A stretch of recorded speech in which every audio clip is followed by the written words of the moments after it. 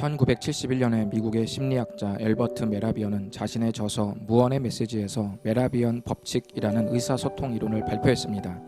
이 법칙은 상대를 향해 어떤 사람이 호감을 가지게 될 때 38%는 상대가 말하는 목소리에, 55%는 상대의 태도나 자세, 즉 시각적 이미지에서 호감을 느낀다는 내용이었습니다.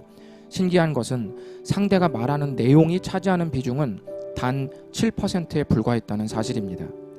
메라비언 학자가 소통에 기여한 것은 사람을 신뢰하는 데에는 말보다 더 중요한 것들이 있다는 것이었습니다. 우리의 신앙을 표현하는 데 있어서 말보다 더 중요한 것이 있습니다. 성경의 말씀을 많이 말하는 것보다, 진리를 논리적으로 설명하는 것보다 더 영향력 있는 최고의 메시지는 바로 삶입니다. 말보다 삶으로 설명하는 것이 더 강력할 수 있습니다. 삶으로 신앙을 표현하는 것이 살아계신 하나님을 보여줄 수 있는 확실한 한방입니다.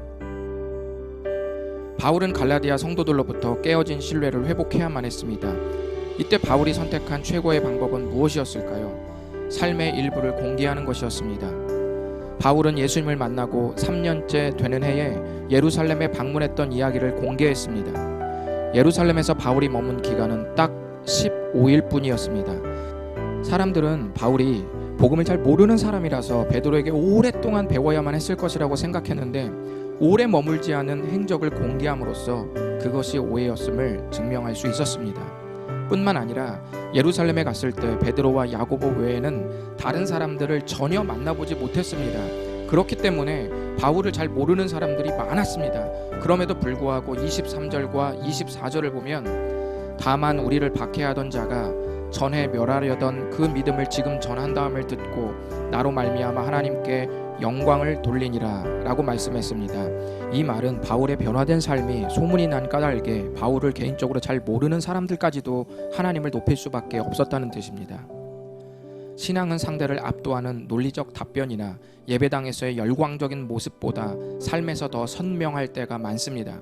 이렇게 말하면 어떤 사람은 그럼 똑바로 살란 말이네요. 결국 도덕 교과서와 뭐가 다르죠? 라고 생각하실 수 있는데 저는 지금 행위를 강조하는 것이 아닙니다. 변화된 삶은 똑바로 사는 것보다 무엇을 추구하는지가 더 핵심입니다. 잘 들어보세요. 어떤 성도님이 저에게 목사님 질문 하나 해도 될까요? 라고 물었다고 가정합시다. 이제부터 제가 대답합니다.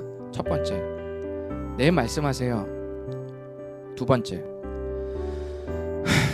네 말씀하세요. 세 번째, 네 말씀하세요. 어떻습니까? 다 똑같은 말입니다. 그런데 뭐가 다를까요? 어감에 미묘한 차이가 있습니다. 마찬가지로 모두가 똑바로 산다고 해도 그 삶이 무엇을 추구하느냐에 따라서 그 미묘한 차이가 예수님을 드러낼 수도 있고 그 이름을 먹칠할 수도 있고 오히려 자기를 드러낼 수도 있습니다.